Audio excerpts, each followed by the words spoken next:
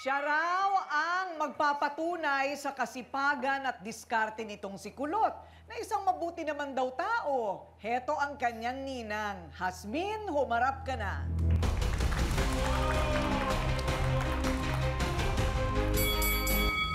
So, Hasmin, ikaw ang magpapatotoo. Opo. Na masipag naman talaga itong si Kulot. Masipag talaga yan. O ano ba ang kwento dito sa palagay mo? Eto talaga sinungaling ka eh. Talaga yan, lahat ng mga pinagsasabi mo.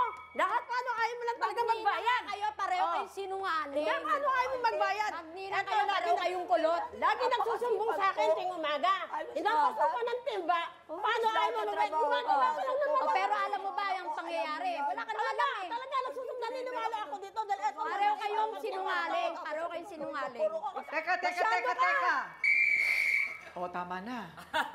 Ikaw Talaga pala. naman talaga naman. Sandali, kita mo, iyak ka na naman. Talaga. Teka muna, sandali lang. Alam mo, kaya ka nauubusan ng boses pala. Wala kang tigil ng pagsalita. Isusoli ko lang ito dun, ha? Wala akong hahampasin. Isusoli ko lang ito para lang may iba kayong panoorin. O, ayan.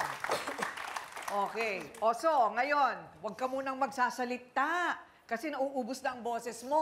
O, eto ka na. So, si Hasmin, mabuti talaga siyang tao. Ay, opo, ma'am. Oo, Opo, mabait po mukha yan. naman, oo. So, parati siya nag-iigib. Opo, araw-araw yung po ang hanap buhay So, wala niya. naman silang problema dati. Dati po wala naman po problema. Ewan ko ba bakit ito ngayon, hindi na siya nagbabayad ngayon. Yung nakaraang tatlong beses. Babayad, wala kang tubig. Eh, paano nga alis ka kasi ng alis? Hindi mo ba alam, pinaglalampalat siya, nag-ano, nagganyan na uli. Ako na bahalang mag-additional uli. Araw-araw nagsusumbong. At ang mali nyo ron, hindi nyo sa akin sinabi na pinaglaruan ng bata.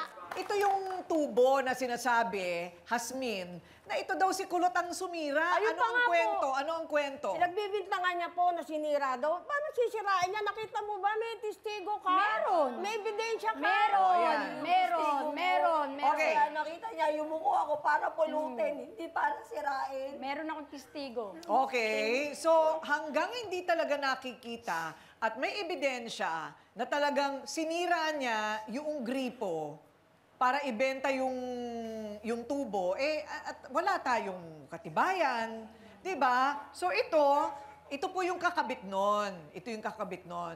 So, simpleng bagay, mapapagawa ang gripo dahil lang sa tubong ito. So, tapos na ang usapan, di ba? Pero ano ba talaga kasi may mga kaso-kaso ditong pwedeng isampa. O, kung ikaw ay mapatunayang nanira talaga, pwede ka ring sampahan ng kaso kung may ebidensya. O, eto na ang kakampi naman ni Pachay. Siya naman umano ang nakakita na si Kulot ang salarin. Lulu, humarap ka na.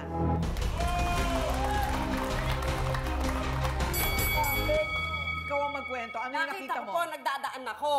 Ngayon po, pupunta po ako dito sa may bahay ni Pachay. Nakita ko po si Kulot sa daanan na ganun.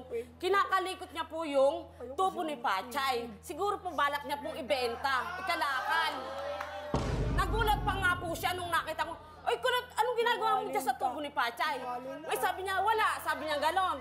Kaya sabi ko sa kanya, nagpapawa-effect lang po yan. Okay. Sinungaling ka, hindi ko kailangan magpaawa. Okay, Talaga, teka. nagpapawa-effect ka lang. Dante, para sa mga anak ko. Kulot. Okay. Ako naman, Magpaawa. kulot, tumigil ka na, ha? Itong sinasabi ko, kung may nakita ka doon, hindi mo dapat binibenta na lang basta. Lalo kita mo yung kulay, may kulay, di ba? Kulay blue kung yan ay nalaglag mula doon sa mas mahaba pang tubo na parehong kulay, di malinaw naman yun, ay bahagi nun. So mahirap kasi yung may mapupulot tayo, alam nating hindi atin, tapos ibebenta natin. So ayan, siguro desperado din dahil wala ngang kinikita kung anong nakita doon, kung tinanggal man niya yon na mas malubha yun. Pero yung pagbenta mong yon, na hindi mo muna alamin kung sinong may-ari, meron din tayong konting tulog dyan. Diba? May konti rin tayong kasalanan dyan.